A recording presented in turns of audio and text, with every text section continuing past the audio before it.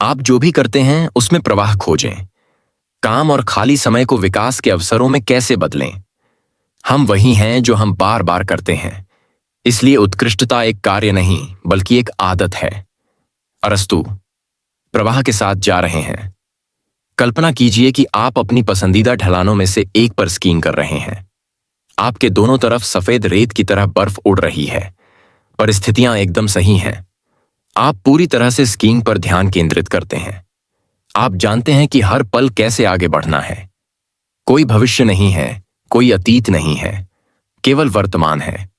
आप बर्फ, अपनी स्की, अपने शरीर और अपनी चेतना को एक इकाई के रूप में एकजुट महसूस करते हैं। आप पूरी तरह से अनुभव में डूबे हुए हैं, किसी और चीज के बारे में नहीं सोचते या उससे विचलित नहीं होते। आपका अहंकार विलीन हो जाता है और आप जो कर रहे हैं उसका हिस्सा बन जाते हैं। यह वही अनुभव है जिसका वर्णन ब्रूस ली ने अपनी प्रसिद्ध रचना बी वाटर माय फ्रेंड में किया है। हम सभी ने महसूस किया है कि जब हम किसी ऐसी गतिविधि में खो जाते हैं जिसका हम आनंद लेते हैं तो समय का हमारा बोध गायब हो जाता है। हम खाना बनाना शुरू करते हैं और हमें पता भी नहीं चलता कि कई घंटे बीत चुके हैं। हम दोपहर का समय किताब के साथ बिताते हैं और दुनिया के बारे में भूल जाते हैं, जब तक कि हम सूर्यास्त को नहीं देखते और महसूस करते हैं कि हमने रात का खाना नहीं खाया है। हम सर्फिंग करने जाते हैं और हमें पता ही नहीं चलता कि हमने कितने घंटे पानी में बिताए हैं, जब तक कि अगले दिन हमारी मांसपेशियों में दर्द नहीं होने लगता। इसका उल्टा भी हो सकता है। जब हमें कोई ऐसा काम पूरा करना होता है जिसे हम करना नहीं चाहते, तो हर मिनट एक जीवन काल जैसा लगता है और हम अपनी घड़ी देखना बंद नहीं कर सकते। आइंस्टीन की एक कहावत है, 1 मिनट के लिए अपना हाथ गर्म स्टोव पर रखें और यह 1 घंटे जैसा लगेगा। एक सुंदर लड़की के साथ 1 घंटे बैठें और यह 1 मिनट जैसा लगेगा। यही सापेक्षता है। मजेदार बात यह है कि हो सकता है कि कोई अन्य व्यक्ति उसी कार्य का आनंद ले रहा हो, लेकिन हम उसे यथाशीघ्र पूरा करना चाहते हैं। क्या कारण है कि हमें कोई काम इतना पसंद आता है कि हम उसे करते समय अपनी सारी चिंताएं भूल जाते हैं? हम सबसे ज्यादा खुश कब होते हैं? ये सवाल हमें अपना इकिगाई खोजने में मदद कर सकते हैं। प्रवाह की शक्ति। ये प्रश्न मनोवैज्ञानिक मिहाली सिक्सजेंटमिहाली के शोध के केंद्र में भी हैं, जिसमें हम जो कर रहे हैं उसमें पूरी तरह डूबे होने के अनुभव पर चर्चा की गई है। सिक्सजेंटमिहाली ने इस अवस्था को प्रवाह कहा और इसे आनंद, प्रसन्नता, रचनात्मकता और प्रक्रिया के रूप में वर्णित किया, जब हम जीवन में पूरी तरह डूबे होते हैं। खुशी पाने के लिए, अपने इकिगाई के अनुसार जीवन जीने के लिए कोई जादुई नुस्खा नहीं है, लेकिन एक प्रमुख घटक प्रवाह की इस स्थिति तक पहुंचने की क्षमता है और इस स्थिति के माध्यम से एक इष्टतम अनुभव प्राप्त करना है। इस इष्टतम अनुभव को प्राप्त करने के लिए हमें उन गतिविधियों पर समय व्यतीत करने पर ध्यान केंद्रित करना होगा जो हमें प्रवाह की इस स्थिति में लाती हैं, बजाय इसके कि हम स्वयं को उन गतिविधियों में उलझा लें जो तत्काल आनंद प्रदान करती हैं, जैसे बहुत अधिक खाना, नशीली दवाओं या शराब का दुरुपयोग करना या टीवी के सामने चॉकलेट खाना। जैसा कि सिक्सजेंटमिहाली ने अपनी पुस्तक flow, the psychology of optimal experience में कहा है, फ्लो वह स्थिति है जिसमें Time is money. लोग किसी गतिविधि में इतने अधिक शामिल होते हैं कि उन्हें अन्य कोई चीज महत्वपूर्ण नहीं लगती। यह अनुभव अपने आप में इतना आनंददायक होता है कि लोग इसे करने के लिए बड़ी कीमत चुकाने पर भी तैयार हो जाते हैं। ऐसा नहीं है कि केवल रचनात्मक पेशेवरों को ही प्रवाह को बढ़ावा देने वाली एकाग्रता की उच्च खुराक की आवश्यकता होती है। अधिकांश एथलीट, शतरंज खिलाड़ी और इंजीनियर भी अपना अधिकांश समय ऐसी गतिविधियों में बिताते हैं जो उन्हें इस अवस्था में लाती हैं। सिक्सजेंटमिहाली के शोध के अनुसार एक शतरंज खिलाड़ी प्रवाह की स्थिति में प्रवेश करने पर वैसा ही महसूस करता है जैसा कि एक गणितज्ञ किसी सूत्र पर काम करते हुए या एक सर्जन ऑपरेशन करते हुए महसूस करता है। मनोविज्ञान के प्रोफेसर सिक्सजेंटमिहाली ने दुनिया भर के लोगों के डेटा का विश्लेषण किया और पाया कि प्रवाह सभी उम्र और संस्कृतियों के व्यक्तियों में समान है। न्यूयॉर्क और ओकिनावा में हम सभी एक ही तरह से प्रवाह की स्थिति में पहुंचते हैं, लेकिन जब हम उस अवस्था में होते हैं तो हमारे मन में क्या होता है? जब हम प्रवाह में होते हैं तो हम बिना किसी विकर्षण के एक ठोस कार्य पर ध्यान केंद्रित करते हैं। हमारा मन व्यवस्थित है। जब हम कुछ करने का प्रयास करते हैं तो इसके विपरीत होता है। हमारा मन दूसरी चीजों पर लगा रहता है। यदि आप अक्सर किसी महत्वपूर्ण कार्य पर काम करते समय अपना ध्यान भटकाते हुए पाते हैं, तो ऐसी कई रणनीतियां हैं जिन्हें अपनाकर आप प्रवाह प्राप्त करने की संभावना बढ़ा सकते हैं। प्रवाह प्राप्त करने के लिए 7 शर्तें। डेराम विश्वविद्यालय के शोधकर्ता ओविन शैटर के अनुसार प्रवाह प्राप्त करने के लिए आवश्यक शर्तें हैं। 1. क्या करना है यह जानना। 2. यह जानना कि यह कैसे करना है। 3. यह जानना कि आप कितना अच्छा कर रहे हैं। 4. यह जानना कि कहां जाना है, जहां नेविगेशन शामिल है। 5. महत्वपूर्ण चुनौतियों का अनुभव करना। 6. महत्वपूर्ण कौशलों की अनुभूति। 7. विकर्षणों से मुक्त रहना। रणनीति 1. एक कठिन कार्य चुनें, पर बहुत कठिन नहीं। शॉफर का मॉडल हमें ऐसे कार्य करने के लिए प्रोत्साहित करता है जिनके पूरा होने की संभावना तो है, लेकिन जो हमारी सहजता के दायरे से थोड़ा बाहर हैं। हर काम, खेल या नौकरी के लिए कुछ नियम होते हैं और उन्हें पूरा करने के लिए हमें कुछ कौशल की जरूरत होती है। अगर किसी काम को पूरा करने या किसी उद्देश्य को प्राप्त करने के नियम हमारे कौशल सेट के सापेक्ष बहुत बुनियादी हैं, तो हम संभवतः ऊब जाएंगे। बहुत आसान गतिविधियां हमें ऊबा देती हैं, उदासीनता के लिए। दूसरी ओर, यदि हम स्वयं को कोई ऐसा कार्य सौंपते हैं जो बहुत कठिन है, तो हमारे पास उसे पूरा करने का कौशल नहीं होगा और हम लगभग निश्चित रूप से हार मान लेंगे और निराश भी महसूस करेंगे। आदर्श ये है कि हम बीच का रास्ता खोजें, कुछ हिंसा टिमाए जो हमारी क्षमताओं के अनुरूप हो लेकिन थोड़ा कठिन हो, ताकि हम इसे एक चुनौती के रूप में अनुभव करें। अर्नेस्ट हेमिंग्वे का यही मतलब था जब उन्होंने कहा, कभी कभी मैं जितना लिख सकता हूं उससे बेहतर लिखता हूं। हम चुनौतियों का सामना अंत तक करना चाहते हैं क्योंकि हमें खुद को आगे बढ़ाने का अनुभव अच्छा लगता है। बर्ट्रैंड रसेल ने भी ऐसा ही विचार व्यक्त किया जब उन्होंने कहा, होना चाहिए कठिन उपलब्धि के लिए पर्याप्त समय तक ध्यान केंद्रित करने में सक्षम होना आवश्यक है। अगर आप ग्राफिक डिजाइनर हैं, तो अपने अगले प्रोजेक्ट के लिए एक नया सॉफ्टवेयर प्रोग्राम सीखें। अगर आप प्रोग्रामर हैं, तो एक नई प्रोग्रामिंग भाषा का इस्तेमाल करें। अगर आप डांसर हैं, तो अपने अगले रूटीन में एक ऐसा मूवमेंट शामिल करने की कोशिश करें जो सालों से असंभव लग रहा था। जोड़ें कुछ ऐसा जो आपको आपके आराम से बाहर ले जाए। क्षेत्र। पढ़ने जैसा सरल काम करने का मतलब है कुछ नियमों का पालन करना, कुछ योग्यताएं और ज्ञान होना। अगर हम खुद भौतिकी के विशेषज्ञ न होते हुए भी भौतिकी के विशेषज्ञों के लिए क्वांटम यांत्रिकी पर कोई किताब पढ़ने निकल पड़ते हैं, तो हम शायद कुछ मिनटों के बाद ही हार मान लेंगे। दूसरी तरफ, अगर हम पहले से ही वह सब कुछ जानते हैं जो किताब हमें बताती है, तो हम तुरंत ऊब जाएंगे। हालांकि अगर किताब हमारे ज्ञान और क्षमताओं के हिसाब से उपयुक्त है और जो हम पहले से जानते हैं उस पर आधारित है, तो हम अपने पढ़ने में डूब जाएंगे और समय बीतता जाएगा। यह आनंद और संतुष्टि इस बात का सबूत है कि हम अपने इकिगाई के साथ तालमेल बिठा रहे हैं। आसान, ऊब, चुनौतीपूर्ण, प्रवाह, हमारी क्षमताओं से परे, चिंता। रणनीति 2, स्पष्ट, ठोस उद्देश्य रखें। वीडियो गेम संयमित रूप से खेले जाने वाले बोर्ड गेम और खेल प्रवाह प्राप्त करने के बेहतरीन तरीके हैं, क्योंकि उद्देश्य बहुत स्पष्ट होता है, अपने प्रतिद्वंद्वी या अपने प्रतिद्वंद्वी को हराना। स्पष्ट रूप से परिभाषित नियमों के एक सेट का पालन करते हुए अपना रिकॉर्ड दर्ज करें। दुर्भाग्य से अधिकांश स्थितियों में उद्देश्य उतना स्पष्ट नहीं है। बोस्टन कंसल्टिंग ग्रुप के एक अध्ययन के अनुसार, जब बहुराष्ट्रीय निगमों में कर्मचारियों से उनके बॉस के बारे में पूछा गया, तो उनकी सबसे बड़ी शिकायत यह थी कि वे टीम के मिशन को स्पष्ट रूप से नहीं बताते, और इसके परिणाम स्वरूप कर्मचारियों को यह पता नहीं होता कि उनके उद्देश्य क्या हैं। अक्सर ऐसा होता है, खास तौर पर बड़ी कंपनियों में, कि अधिकारी जुनूनी योजना के विवरण में खो जाते हैं। इस तथ्य को छिपाने के लिए रणनीति बनाते हैं कि उनके पास कोई स्पष्ट उद्देश्य नहीं है। यह ऐसा है जैसे आप बिना किसी गंतव्य के नक्शे के साथ समुद्र में जा रहे हों। किसी ठोस उद्देश्य की ओर इशारा करने वाला कंपास होना मानचित्र की तुलना में कहीं अधिक महत्वपूर्ण है। MIT मीडिया लैब के निदेशक जोई ईटो हमें अनिश्चितता की दुनिया में नेविगेट करने के लिए एक उपकरण के रूप में मानचित्रों पर कंपास के सिद्धांत का उपयोग करने के लिए प्रोत्साहित करते हैं। Whiplash how to survive our faster future नामक पुस्तक में वे और जेफ होवे लिखते हैं, एक तेजी से आगे बढ़ती अप्रत्याशित दुनिया में एक विस्तृत मानचित्र आपको अनावश्यक रूप से उच्च लागत पर जंगल की गहराई में ले जा सकता है। हालांकि एक अच्छा कंपास आपको हमेशा वहां ले जाएगा जहां आपको जाना है।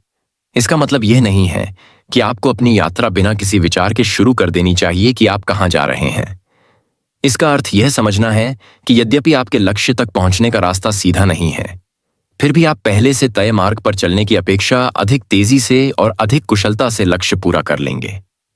व्यवसाय, रचनात्मक व्यवसायों और शिक्षा में काम करने, अध्ययन करने या कुछ बनाने से पहले यह सोचना महत्वपूर्ण है कि हम क्या हासिल करना चाहते हैं। हमें खुद से ऐसे सवाल पूछने चाहिए, स्टूडियो में आज के सत्र का मेरा उद्देश्य क्या है? अगले महीने प्रकाशित होने वाले लेख के लिए आज मैं कितने शब्द लिखने जा रहा हूं? मेरी टीम का मिशन क्या है? सप्ताह के अंत तक उस सोनाटा को एलेग्रो टेम्पो पर बजाने के लिए मैं कल मेट्रोनोम को कितनी तेजी से सेट करूंगा? प्रवाह प्राप्त करने में एक स्पष्ट उद्देश्य होना महत्वपूर्ण है, लेकिन हमें यह भी जानना होगा कि जब हम काम पर लगें तो इसे कैसे पीछे छोड़ दें। एक बार यात्रा शुरू हो जाने के बाद हमें इस उद्देश्य को ध्यान में रखना चाहिए। बिना इसके बारे में सोचे, जब ओलंपिक एथलीट स्वर्ण पदक के लिए प्रतिस्पर्धा करते हैं तो वे यह सोचना बंद नहीं कर सकते कि पदक कितना सुंदर है। उन्हें उस पल में मौजूद रहना होता है, उन्हें बहना होता है। अगर वे एक सेकंड के लिए भी ध्यान खो देते हैं यह सोचते हुए कि वे अपने माता पिता को पदक दिखाकर कितने गर्वित होंगे, तो वे निश्चित रूप से एक महत्वपूर्ण क्षण में गलती कर देंगे और प्रतियोगिता नहीं जीत पाएंगे। इसका एक सामान्य उदाहरण लेखक का अवरोध है। कल्पना करें कि एक लेखक को 3 महीने में एक उपन्यास पूरा करना है। उद्देश्य स्पष्ट है। समस्या यह है कि लेखक उस पर जुनूनी होना बंद नहीं कर सकता।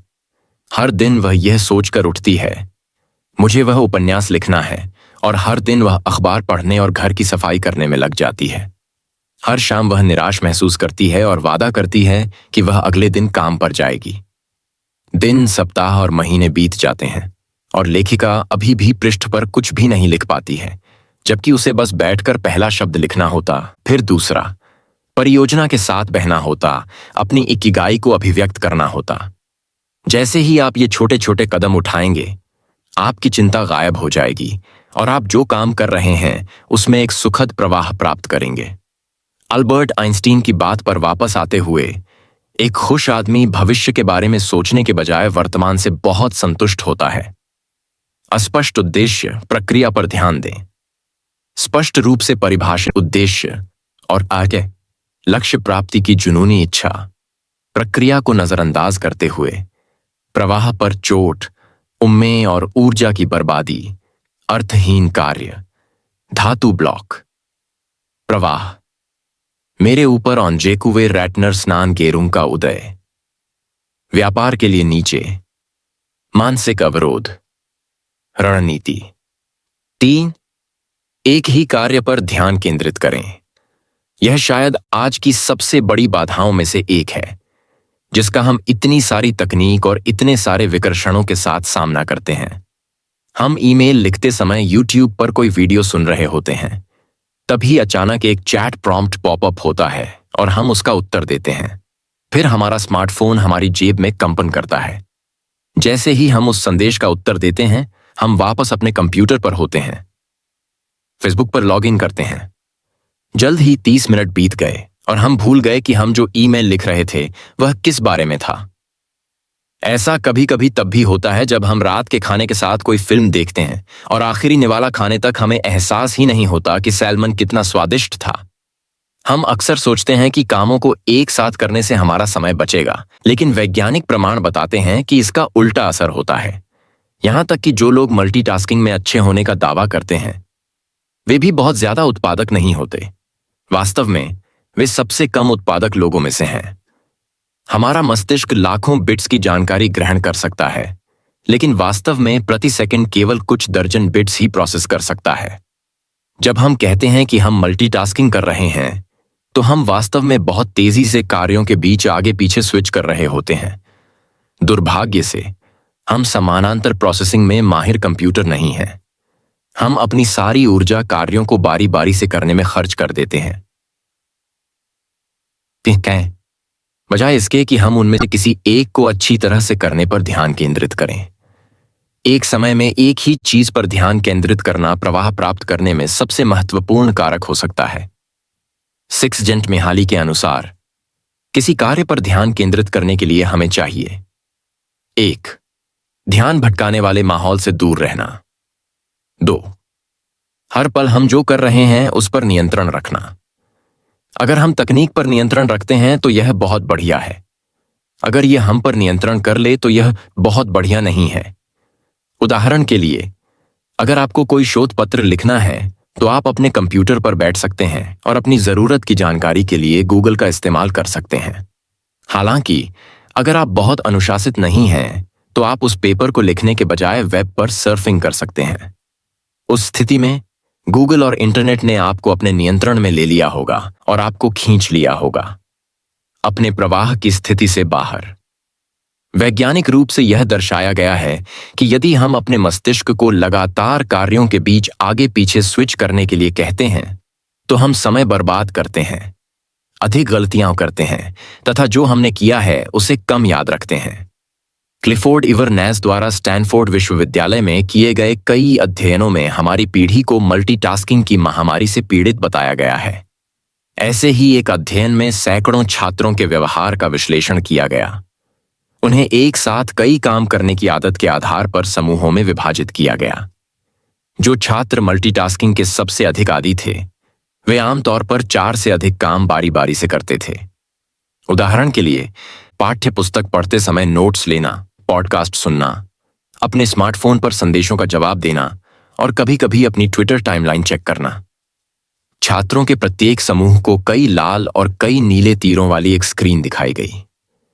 अभ्यास का उद्देश्य लाल तीरों की गिनती करना था। पहले तो सभी छात्रों ने बिना किसी परेशानी के तुरंत सही उत्तर दिए। जैसे जैसे नीले तीरों की संख्या बढ़ती गई, लाल तीरों की संख्या वही रही, केवल उनकी स्थिति बदल गई।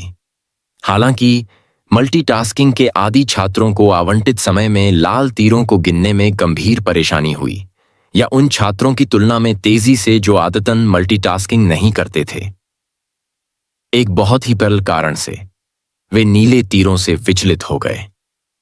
उनके दिमाग को हर उत्तेजना पर ध्यान देने के लिए प्रशिक्षित किया गया था, चाहे उसका महत्व कुछ भी हो, जबकि अन्य छात्रों के दिमाग को एक ही कार्य पर ध्यान केंद्रित करने के लिए प्रशिक्षित किया गया था।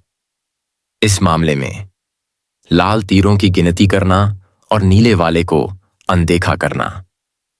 अन्य अध्ययनों से पता चलता है कि एक साथ कई काम करने से हमारी उत्पादकता कम से कम 60% और हमारी IQ 10 अंकों से अधिक कम हो जाती है। Swedish council for working life and social research द्वारा वित्त पोषित एक अध्ययन में पाया गया कि 20 से 24 वर्ष की आयु के 4000 से अधिक युवा वयस्कों का एक नमूना समूह, जो अपने स्मार्टफोन के आदी थे, कम नींद लेते थे, स्कूल में अपने समुदाय से कम जुड़ाव महसूस करते थे और उनमें अवसाद के लक्षण दिखने की अधिक संभावना थी। एक ही कार्य पर ध्यान केंद्रित करना प्रवाह प्राप्ति को अधिक संभावना बनाता है, उत्पादकता बढ़ाता है, हमारी धारण शक्ति को बढ़ाता है। इससे गलतियां होने की संभावना कम हो जाती है। बहुकार्यण प्रवाह को प्राप्त करना असंभव बना देता है। उत्पादकता में 60% की कमी आती है। हालांकि ऐसा प्रतीत नहीं होता। चीजों को याद रखना कठिन हो जाता है। हमसे गलतियां करने की संभावना अधिक हो जाती है। हमें शांत महसूस करने और अपने काम पर नियंत्रण रखने में मदद करता है। हमें इस अनुभूति से तनाव महसूस होता है कि हम नियंत्रण कर रहे हैं, कि हमारे कार्य हमें नियंत्रित कर रहे हैं। इससे हम अधिक सहानुभूतिशील बनते हैं क्योंकि हम अपने आसपास के लोगों पर पूरा ध्यान देते हैं। उत्तेजनाओं के प्रति हमारी लत के कारण हम अपने आसपास के लोगों को चोट पहुंचाते हैं। रचनात्मकता बढ़ती है। हमेशा अपने फोन चेक करते रहते हैं, हमेशा सोशल मीडिया पर लगे रहते हैं। रचनात्मकता कम कर देता है। इस प्रवाह बाधित महामारी का शिकार होने से बचने के लिए हम क्या कर सकते हैं? हम अपने मस्तिष्क को एक ही कार्य पर ध्यान केंद्रित करने के लिए कैसे प्रशिक्षित कर सकते हैं? यहाँ कुछ विचार दिए गए हैं जिससे हम एक ऐसा स्थान और समय बना सकें जो विकर्षणों से मुक्त हो, ताकि प्रवाह की स्थिति तक पहुंचने और इस तरह अपने इकिगाई के संपर्क में आने की हमारी संभावनाएं बढ़ जाएं। जागने के पहले घंटे और सोने से पहले के अंतिम घंटे में किसी भी प्रकार की स्क्रीन न देखें। प्रवाह प्राप्त करने से पहले अपना फोन बंद कर दें। इस समय के दौरान आपने जो कार्य करने का निर्णय लिया है उससे अधिक महत्वपूर्ण कुछ भी नहीं है। यदि यह बहुत ज्यादा लगता है तो परेशान न करें। फंक्शन को सक्षम करें ताकि आपातकालीन स्थिति में केवल आपके सबसे नजदीकी लोग ही आपसे संपर्क कर सकें। सप्ताह में एक दिन, शायद शनिवार या रविवार को, तकनीकी उपवास का दिन निर्धारित करें। केवल ई रीडर ते वाईफाई के बिना या MP3 प्लेयर के लिए अपवाद रखें। ऐसे कैफे में जाएं जहां वाईफाई ना हो। दिन में केवल 1 या 2 बार ही ईमेल पढ़ें और जवाब दें। उस समय को स्पष्ट रूप से परिभाषित करें और उसका पालन करें। पोमोडोरो तकनीक आजमाएं। अपने लिए एक किचन टाइमर लें। कुछ को पोमोडोरो या टमाटर जैसा दिखने के लिए बनाया जाता है, और जब तक यह चल रहा है तब तक एक ही काम पर काम करने के लिए प्रतिबद्ध रहें। पोमोडोरो तकनीक प्रत्येक चक्र के लिए 25 मिनट काम और 5 मिनट आराम की सलाह देती है, लेकिन आप 50 मिनट काम और 10 मिनट आराम भी कर सकते हैं। वह गति खोजें जो आपके लिए सबसे अच्छी हो। सबसे ज्यादा महत्वपूर्ण बात यह है कि प्रत्येक चक्र को पूरा करने में अनुशासित रहें। अपने कार्य सत्र की शुरुआत किसी ऐसे अनुष्ठान से करें जिसका आपको आनंद आता हो, और उसका समापन किसी पुरस्कार के साथ करें। जब भी आप खुद को विचलित पाते हैं तो अपने दिमाग को वर्तमान में वापस लाने के लिए प्रशिक्षित करें। माइंडफुलनेस या ध्यान के किसी अन्य रूप का अभ्यास करें, टहलने जाएं या तैराकी करें, जो भी आपको फिर से केंद्रित होने में मदद करेगा। ऐसी जगह पर काम करें जहां आपका ध्यान भंग ना हो। अगर आप घर पर ऐसा नहीं कर सकते तो लाइब्रेरी, कैफे, या अगर आपका काम सैक्सोफोन बजाना है तो म्यूजिक स्टूडियो में जाएं। अगर आपको लगता है कि आपके आसपास का माहौल आपको विचलित कर रहा है तो तब तक तलाश करते रहें जब तक आपको सही जगह न मिल जाए। प्रत्येक गतिविधि को संबंधित कार्यों के समूहों में विभाजित करें और प्रत्येक समूह को उसका अपना स्थान और समय दें। उदाहरण के लिए, यदि आप एक पत्रिका लेख लिख रहे हैं तो आप सुबह घर पर शोध कर सकते हैं और नोट्स ले सकते हैं, दोपहर में लाइब्रेरी में लिख सकते हैं, और रात में सोफे पर संपादन कर सकते हैं। नियमित कार्यों जैसे कि चालान भेजना, फोन कॉल करना आदि को एक साथ कर लें और सभी कार्य एक साथ करें। प्रवाह के लाभ: एकाग्र मन, वर्तमान में जीना। हम चिंता से मुक्त हैं। घंटे उड़ जाते हैं। हम नियंत्रण में महसूस करते हैं। हम पूरी तैयारी करते हैं। हम जानते हैं कि हमें किसी भी समय क्या करना चाहिए। हमारा मन स्पष्ट हो जाता है और विचार प्रवाह में आने वाली सभी बाधाओं पर विजय प्राप्त कर लेता है। यह सुखद है। हमारा अहंकार खत्म हो जाता है। हम जो गतिविधि या कार्य कर रहे हैं उसे नियंत्रित करने वाले हम नहीं हैं, बल्कि कार्य ही हमें आगे ले जा रहा है। ध्यान भटकाने के नुकसान: भटकता हुआ मन, अतीत और भविष्य के बारे में सोचना। हमारे दैनिक जीवन और हमारे आसपास के लोगों की चिंताएं हमारे विचारों पर हावी हो जाती हैं। हर मिनट अंतहीन लगता है। हम नियंत्रण खो देते हैं और हाथ में लिए गए कार्य को पूरा करने में असफल हो जाते हैं, या अन्य कार्य या लोग हमें हमारे काम से दूर रखते हैं। हम बिना तैयारी के कार्य करते हैं। हम अक्सर अटक जाते हैं और समझ नहीं पाते कि आगे कैसे बढ़ें। हम संदेह, चिंता और कम आत्मसम्मान से ग्रस्त हैं। यह उबाऊ और थकाऊ है। निरंतर आत्मालोचना: हमारा अहंकार मौजूद रहता है और हम निराश महसूस करते हैं। जापान में प्रवाह: ताकुमी इंजीनियर, प्रतिभाशाली और ओटाकू। ताकुमिस कारीगर, इंजीनियर, आविष्कारक, और ओटाकू एनीमे और मंगा के प्रशंसक में क्या समानता है? वे सभी हर समय अपने इकिगाई के साथ बहने के महत्व को समझते हैं। जापान में लोगों के बारे में एक व्यापक रूढ़ि यह है कि वे असाधारण रूप से समर्पित और मेहनती हैं। भले ही कुछ जापानी लोग कहते हैं कि वे दिखने में ऐसे लगते हैं जैसे वे वास्तव में जितना मेहनत करते हैं उससे कहीं ज्यादा मेहनत करते हैं।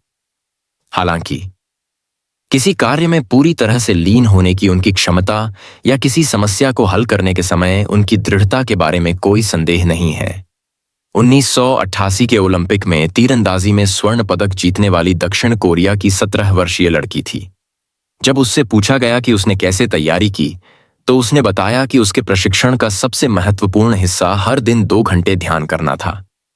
यदि हम प्रवाह की स्थिति तक बेहतर तरीके से पहुंचना चाहते हैं, तो ध्यान हमारे स्मार्टफोन और उन पर लगातार हमारा ध्यान आकर्षित करने वाली सूचनाओं के लिए एक उत्कृष्ट उपाय है। ध्यान शुरू करने वाले लोगों के बीच सबसे आम गलतियों में से एक है इसे सही तरीके से करने, पूर्ण मानसिक मौन प्राप्त करने या निर्वाण तक पहुंचने के बारे में चिंता करना। सबसे महत्वपूर्ण बात यह है कि यात्रा पर ध्यान केंद्रित करें।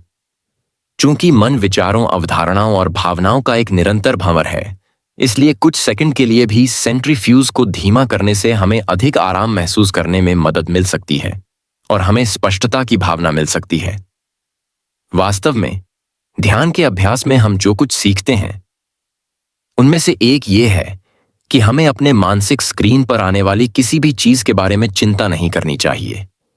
हमारे दिमाग में अपने बॉस को मारने का विचार कौन सकता है, लेकिन हम इसे बस एक विचार के रूप में लेबल करते हैं और इसे बादल की तरह गुजरने देते हैं, बिना इसका मूल्यांकन किए या इसे अस्वीकार किए।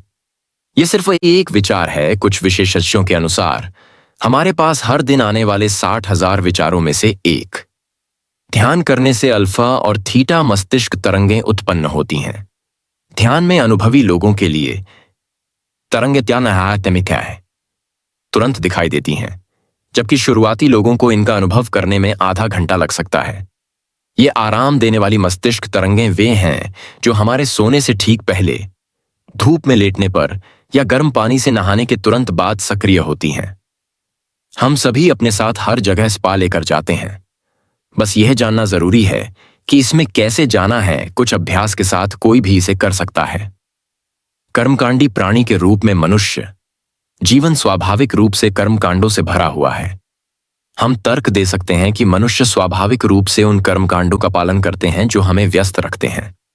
कुछ आधुनिक संस्कृतियों में हमें सफल दिखने के लिए अपने कर्मकांडों से बाहर निकलकर लक्ष्य के पीछे भागने के लिए मजबूर किया जाता है।